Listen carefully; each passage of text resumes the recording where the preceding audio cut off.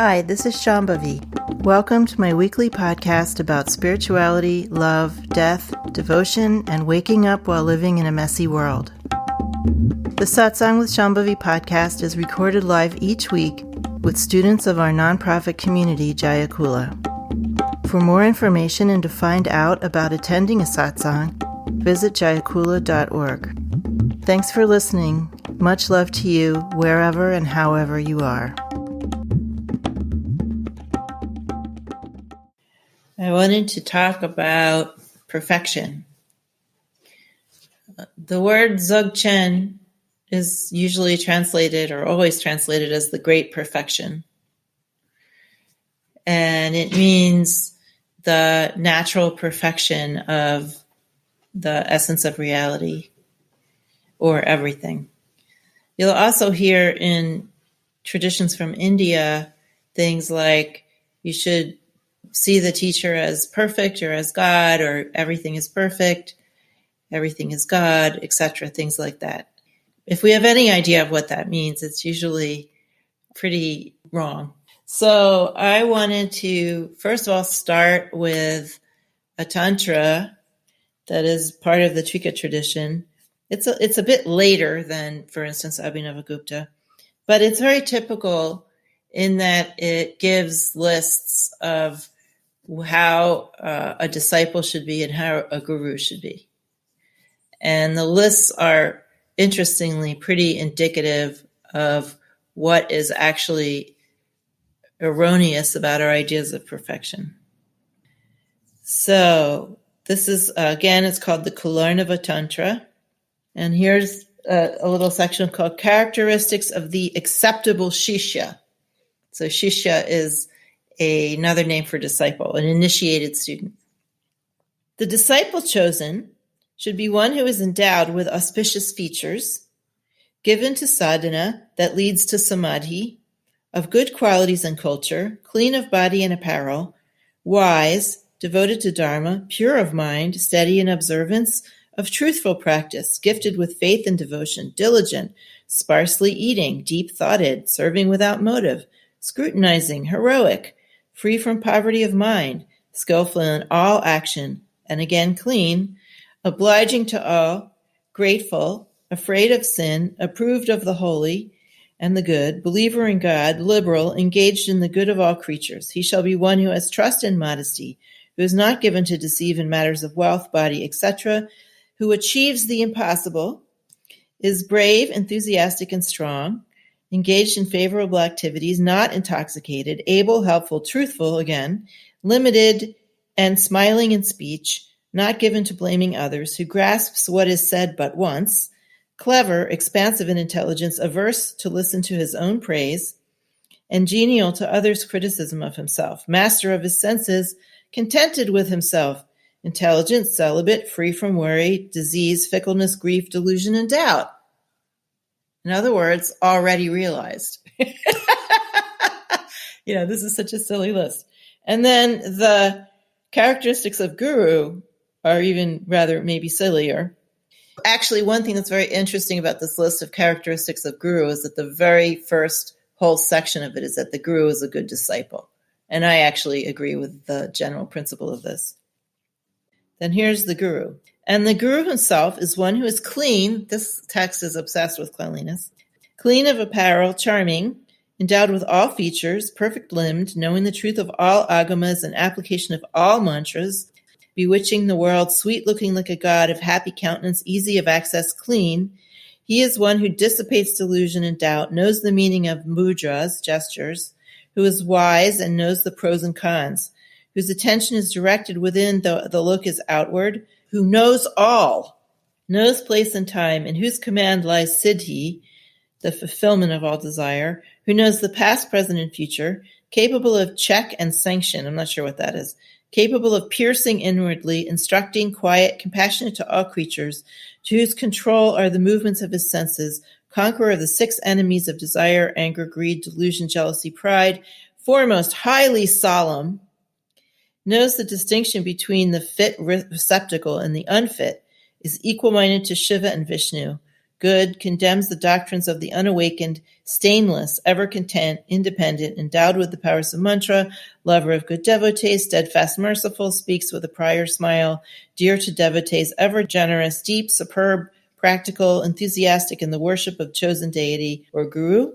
given to blameless ritual, engaged in the practice of his vidya, acquiring dharma and the like, content with what comes by itself, distinguishing between good and bad, unattached to women, wealth, bad company, vice, etc., with a feeling of oneness with all, free from dualities, constant in observance, not overeager, without self-desire and partiality, not selling mantra, yantra, and tantra for the sake of money or learning, unattached, without doubts, with decided views, supremely conforming to dharma, equal in praise and criticism, silent, without preference, free from disease. These are the characteristics of Guru.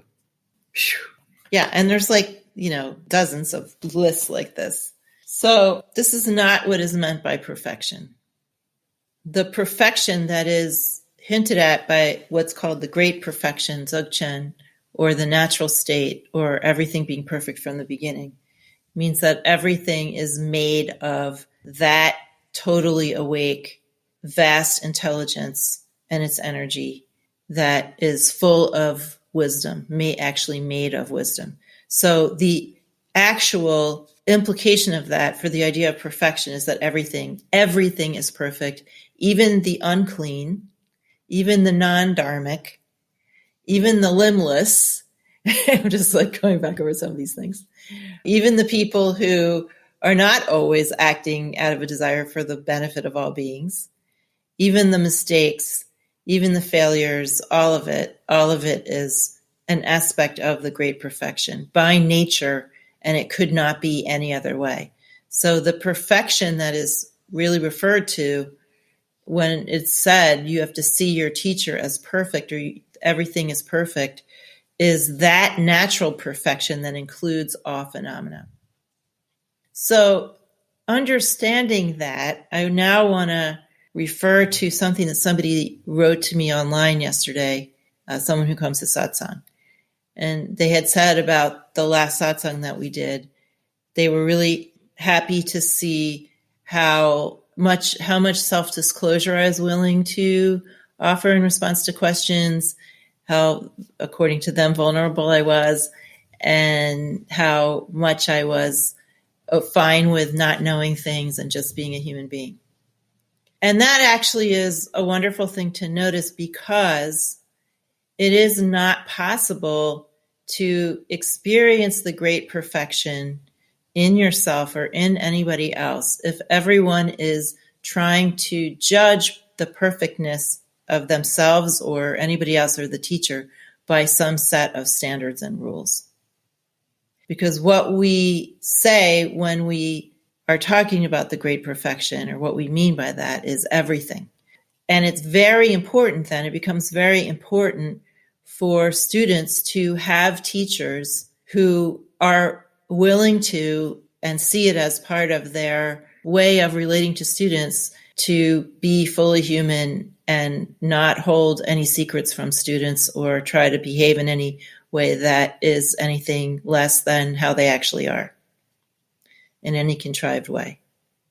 Sometimes students have said to me when I've said something like I was feeling down, or I had a hard day, or something was confusing, or some, ordinary statement like that, they'll say, "Oh, thank God, now I feel more comfortable because you're more like me." And what they're really saying is, I don't feel good about myself, and it's making me feel better about myself that you have these negative things happening. That is also not what we're talking about, or not what I'm talking about when I talk about the teacher just letting it all hang out and be there as they are. I mean that by doing that, you can see eventually through your sadhana and through also transmission and being with the teacher, you can see that everything is fine. All of those characteristics that you deem to be negative in yourself are fine. They are just aspects of the expressiveness of this one reality, this one awareness, this one supreme person. And that is the point of having teachers who are householders who are not pretending to any kind of attainment that they don't have, and who are willing to let students see pretty much anything about them. The idea is not that now the teacher's cut down to your size and it makes you feel more relaxed about all the bad stuff about you.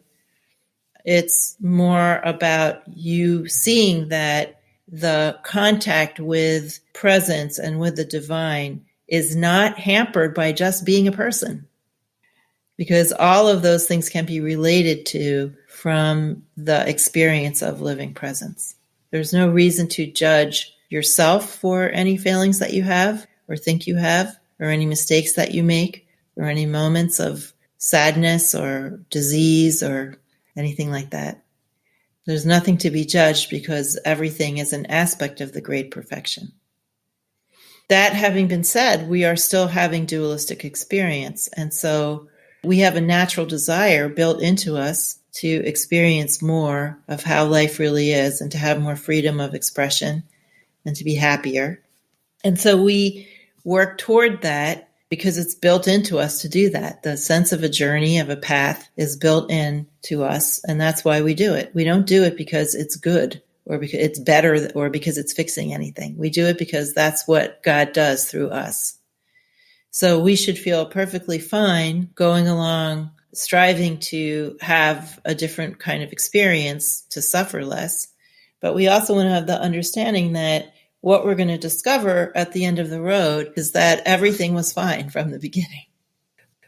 I was talking to some people, not sure who, I guess it was, we had a board meeting this morning, that back in the day, in a different circumstance, in different cultures, the teachers in direct realization traditions like Dzogchen, like Trikashaivism, like Chan Buddhism, they were sort of endowed with the permission to basically do anything to help students to realize, including lying to students or tricking them in some way or another. We're not in that circumstance now. So teachers, I think, have to behave differently in order to have students be relaxed enough to keep studying with teachers, because there's just too many instances happening today with teachers disappointing students and betraying students. But understand that the virtues that you see in the teacher are just as much wisdom as whatever you consider to be the limitations of the teacher. One way that we can relate to this is that everything that's manifesting in the teacher is something that you can use to help yourself wake up, even the teacher's limitations. The perfection that is being expressed is God's perfection. We only develop these lists, like in the Kalarnava Tantra, the lists that I just read. Those are very much from individualistic human perspective, those lists. They're really not from the perspective of the absolute. And we shouldn't get fooled by that either, thinking that we should come into a tradition with a laundry list of how we want the teacher to behave, which is just a corollary to the laundry list that we have about ourselves and the thing that we judge ourselves against. So our job as students and teachers working together is to have that real experience that everything that's here is an aspect of what is helping you to discover your real nature and be more relaxed and come into more self-expressiveness and confidence in life. And that's where we can really begin to open that gate to the great perfection. A long, long time ago, when I was still studying with one of my teachers in Berkeley, there was another teacher. He's kind of well known. He's written a couple books about Buddhism and Tantra. I heard that he felt very disappointed in his students. They weren't up to snuff, according to him. And I remember thinking at the time, this is a ridiculous attitude for a teacher to have. And if we are in touch with the great perfection, if we're in touch with that alive, always full of wisdom, the great intelligence, the great clarity, the great beneficence, we understand that whatever has gathered is what is supposed to have gathered. And whatever our circumstances is the perfect circumstance for us. And our attitude towards it is not criticism or blame or praise. Oh, I'm so lucky, or I'm so blessed, or this is so great that this happened and not this other thing that happened. Our attitude should be everything is perfect from the beginning and full of wisdom, and how can I relate to it? And within that, we're not going to be escaping our karmic tensions. We're still going to have lots of emotional reactions to things when they don't go our way. But as practitioners, we should, as quickly as possible, reorient ourselves to the perfection of the wisdom in a circumstance and try to discern what is it that wisdom is asking of me? What is it that wisdom is teaching me? What is it that wisdom is showing me? So this relates to your own so-called defects and also the so-called defects of the teacher. And also remember that the point of working with the teacher is to see your own perfection, to experience your own perfection. That's the entire point. And that can be a real beacon in guiding you how to relate properly to a teacher in one of these kinds of traditions. Anything that's being asked of you is being asked of you in order to help you to recognize your own perfection, to clear away whatever obstacles are in your road from being able to experience or see that, and to clear away whatever needs to be cleared away so that you can have more freedom of expression, more joy in your life, more adaptability, more compassion, embodying more of those wisdom virtues. In this atmosphere that we're in, it's very easy to get lost in applying ordinary mind lists of what we want out of ourselves or out of our teachers and what we don't want. To some degree, for instance, I've made certain choices about how to teach based on the circumstance that we're in and based on the fact that there's a lot of people who feel, rightly so, suspicious of teachers, who feel like it might be a situation that they're entering into that where they could be harmed. And although that is a relative view that I don't actually subscribe to, it also has to be spoken to. It has to be spoken to in order for people to even walk through the gate. But you should also have the understanding that whatever is happening, even things you don't like, is an aspect of that larger wisdom, which is trying to show you a way to greater freedom. And that, of course, means freedom of self-expression. And if you can have that attitude, then you can learn and grow in pretty much any circumstance. You can see the perfection in any circumstance, and you can see it also even in your own failings, so-called, right? The things that you don't like about yourself, which so many people these days are so wrapped up in, feeling so bad about some things about themselves that they barely can function. When I encounter my students having some incapacity related to practice or something like that, my attitude toward it is, this is how Ma is showing up. This is what Ma is bringing. This is what Ma wants me to work with. That's what Ma is, just my all-purpose term for God, right? I don't sit around and think how terrible everybody is because they have incapacities. I mean, I have incapacities too. I may have difficulty dealing with some people's incapacities or my own, but I never think anything other than, this is what Ma is bringing. This is how Ma is showing up. And when we are in that circumstance, there's no reason to hide anything. Right? There's no reason to hide anything. So the idea of perfection is very important to understand precisely what it means, and to let that seep in so that you also don't feel you have to hide anything.